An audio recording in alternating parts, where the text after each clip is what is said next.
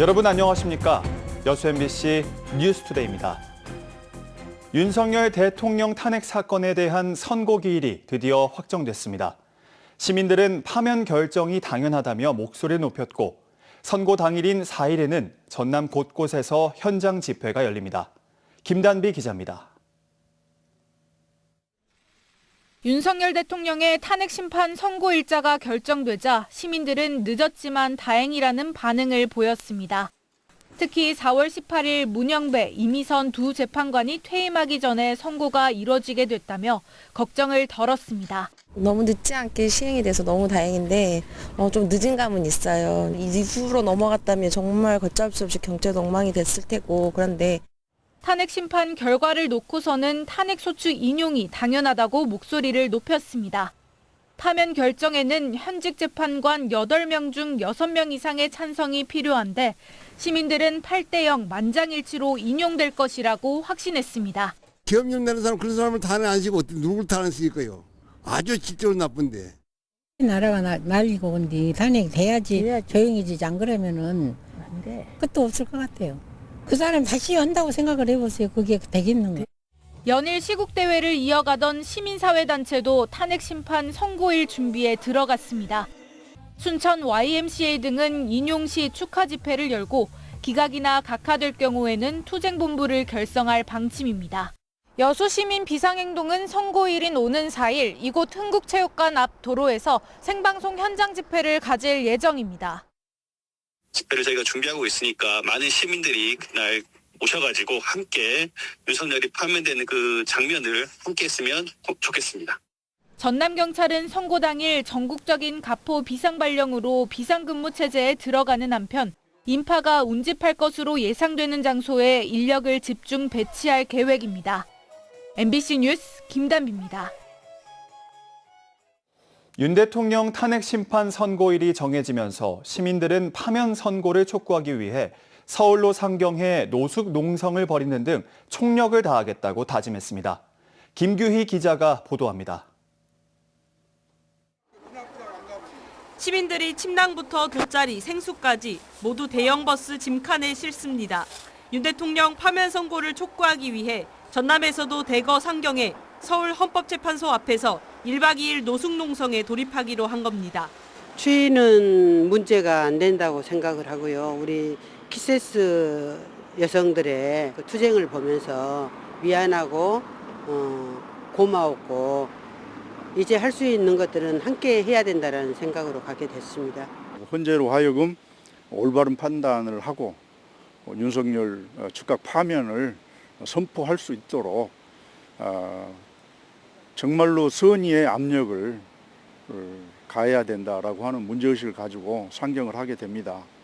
시민들은 철야 농성과 거리 행진, 삭발 투쟁에 이어 서울로 상경해 노숙 농성을 벌이는 등 윤 대통령 파면 선고를 촉구하기 위해 총력을 다하고 있습니다. 특히 시민들은 탄핵 심판 선고일이 오는 금요일로 확정되면서 반가운 기색을 드러냈지만 최종 파면 결정이 내려질 때까지 긴장감을 늦추지 않겠다는 입장입니다. 윤석열을 즉각 파면하라! 파면하라! 파면하라! 파면하라! 예! 헌법재판소에서 정리해줘야 이제까지 그 발전되어 왔던 대한민국이 다시 나아갈 수 있지. 지금 이 상태로 머무른다면 참 비극입니다. 탄핵이 돼야 된다고 생각하고요. 또 앞으로 후세들이 살아야 되잖아요. 우리는 살 날이 얼마 안 남았지만은 얘들을 위해서는 빨리 탄핵이 되었고 나라가 안정이 돼야 되잖아요. 시민들은 서울헌법재판소 인근에서 노숙 농성을 진행하는 한편 전남 각 시군 광장과 거리에서도 매일 저녁 집회를 이어갈 예정입니다. MBC 뉴스 김규희입니다. 탄핵 심판 선고기일이 확정돼 지역 정치권에서도 환영의 반응이 잇따랐습니다. 김영록 전남지사는 자신의 SNS에 8대0 인용 판결이 나올 것을 확신한다며 국민들의 염원을 받들어 윤석열 파면을 전원일치 판결로 심판해 새로운 대한민국을 만들자고 밝혔습니다. 박지원 의원도 정의로운 판결을 촉구하며 각하나 기각 판결문 혹은 의견을 내놓은 재판관은 역사의 반역자, 제2의 이완용으로 기록될 것이라고 강조했습니다. 여수 앞바다가 불법 정박한 선박들로 몸살을 앓고 있습니다. 각종 안전사고까지 우려되고 있는데요. 최왕지 기자가 보도합니다. 도심과 가까워 시민들이 많이 찾는 여수의 한 산책로입니다. 바로 옆 바다에는 배들이 둥둥 떠 있는데 선착장과 부두, 계단까지 설치돼 언뜻 보면 작은 항구 같습니다. 하지만 모두 불법 시설물로 공유 수면인 바다를 무단으로 점거했습니다. 점점 이렇게 설치물이 늘더라고요. 설치물이 늘고 그다음에 저 앞에 보시면 저렇게 폐기물처럼 방치되어서 둥둥 떠다니는 것들이 있거든요. 시민 입장에서는 되게 여수 이미지에 안 좋겠구나. 어선과 레저선 등 한두 척씩 정박하기 시작하더니 지금은 43척까지 늘었습니다. 선주들은 선착장에 창고와 임시 컨테이너까지 만들었습니다. 불법으로 만든 선착장에 이렇게 탕비실까지 설치가 돼 있고요. 이 플라스틱 뗏목은 이렇게 발을 디디기만 해도 흔들려 위험한 모습입니다. 정박한 배 중 대부분은 레저선으로 요트장인 이순신 마리나에 계류하지 않고 이곳을 불법으로 점용한 겁니다. 인근에 허가받은 어민들은 불만입니다. 최근 불어난 해양 쓰레기에 바다가 오염될까 우려하고 있습니다.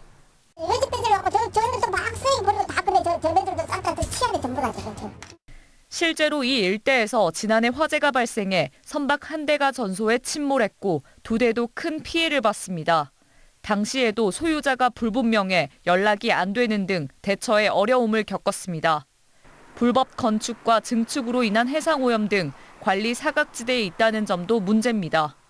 더 큰 우리 여수시 아니면 사회 문제가 되기 전에 시에서 행정력을 동원해서 전수조사를 실시하고 행정적인 절차에 의해서 모든 걸 정리를 해야 된다. 저는 그렇게 생각이 됩니다.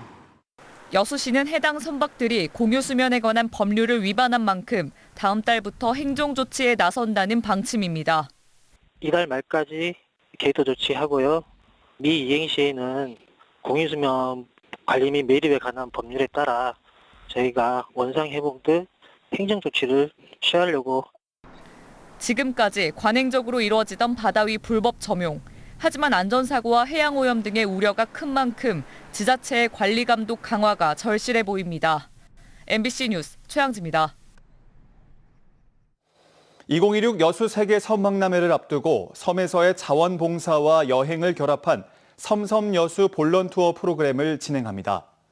섬섬여수 본론투어는 금오도와 계도, 낭도, 사도, 거문도 등 관내 10개 섬에서 매월 50명을 선발해 관광하며 쓰레기를 줍는 봉사활동으로 오는 5월부터 10월까지 6개월간 진행될 예정입니다. 여수시는 이번 프로그램을 통해 섬의 매력과 경관을 직접 경험하게 함으로써 내년 섬박람회 홍보에도 큰 도움이 될 것으로 기대하고 있습니다. 고흥수협 30대 여직원이 빼돌린 회사 돈 10억여 원의 행방이 묘연해 경찰이 수사에 난항을 겪고 있습니다. 고흥경찰은 지난달 25일 수협 금고에 보관하고 있던 현금 10억 3천만 원을 훔친 혐의로 여직원을 붙잡아 1,100만 원을 회수했지만 나머지 10억여 원의 행방은 찾지 못하고 있습니다. 또 범행을 공모한 공범을 구속 수사하고 있지만 두 사람의 진술이 엇갈리면서 수사에 혼선을 빚고 있는 것으로 전해졌습니다. 경찰은 도박과 투자, 제3의 공범 등의 가능성을 열어두는 한편 통장 내역과 CCTV 등을 통해 추가 단서를 추적하고 있습니다. 배 주산지인 순천 나간 지역에 이상 저온으로 인한 냉해가 발생했습니다. 심한 곳은 피해율이 90%에 달해 한 해 농사를 포기해야 할 상황입니다. 문영철 기자입니다. 순천 나간에 있는 배 재배 농가입니다. 개화를 앞둔 꽃봉오리를 반으로 잘라보니 암술과 씨방 부분이 검게 변해 있습니다. 최근 새벽 시간 기온이 영하 5도까지 떨어지면서 냉해를 입은 겁니다. 마이너스 2.2도에 노출되면 위험하다고 이렇게 배웠는데 5도 정도 떨어졌다면 아주 위험한 상태였다라고. 냉해가 발생하면 수정이 안 돼 열매를 맺지 못하고 열매가 열려도 상품성이 없거나 익기 전에 떨어져 버립니다. 속에서 싹 썩어버려갖고 그 이제 수정이 안 되죠. 속은 상해도 어쩌고요. 기온이 열해보니까 우리가 마음대로 안 되고. 나간 지역의 배 재배 농가는 160여 곳. 대부분의 농장에서 피해가 발생했고 심한 곳은 80에서 90% 정도가 괴사해 사실상 농사를 포기해야 할 상황입니다.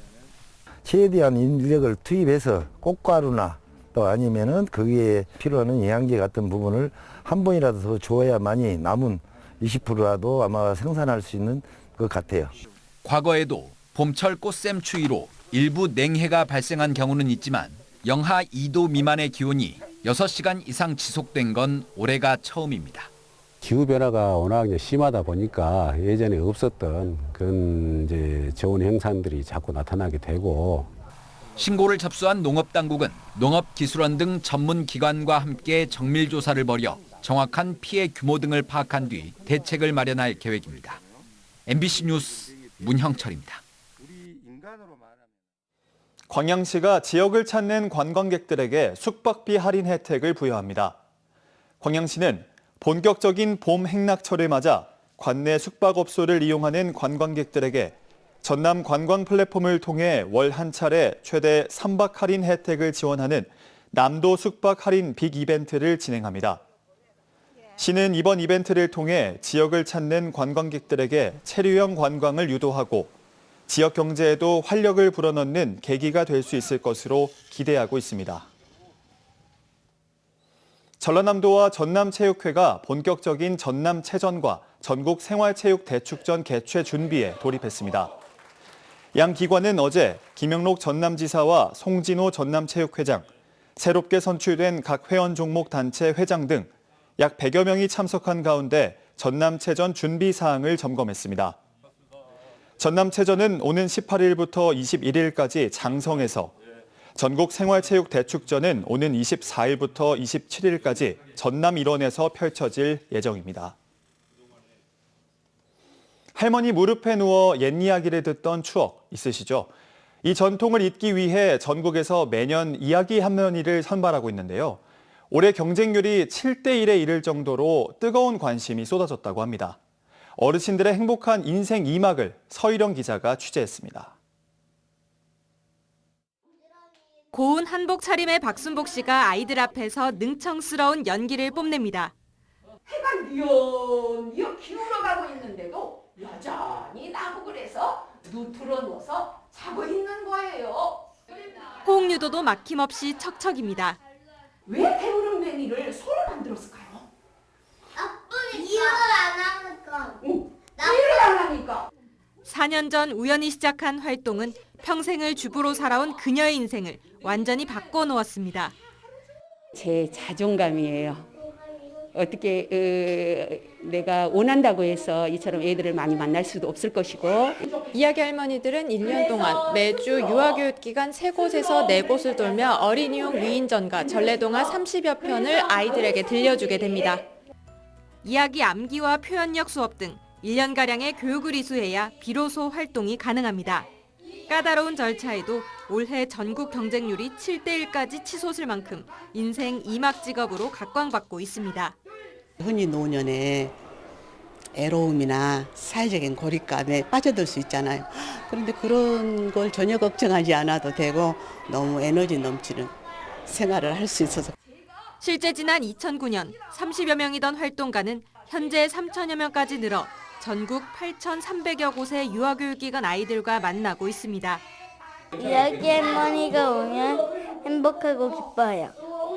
할머니가 오시니까 행복했어요. 감사합니다. 인기에 힘입어 올해 하반기에는 새로운 전통 나눔 할아버지들이 아이들을 위한 한문과 예절 교육에 나설 예정. 너희들이 눈이 초롱초롱하게 할머니 눈을 쳐다보면서 이야기를 듣고 있을 때 할머니는 너무 기쁘고 행복해. 또 마음의 비타민을 내 몸에 충전한 것 같은 그런 생각이 들어서 저는 나는 이 직업이 너무 좋아요. 지혜가 담긴 이야기 보따리와 함께 아이는 물론 어른들도 매일 한 뼘 더 성장합니다. MBC 뉴스 서희령입니다.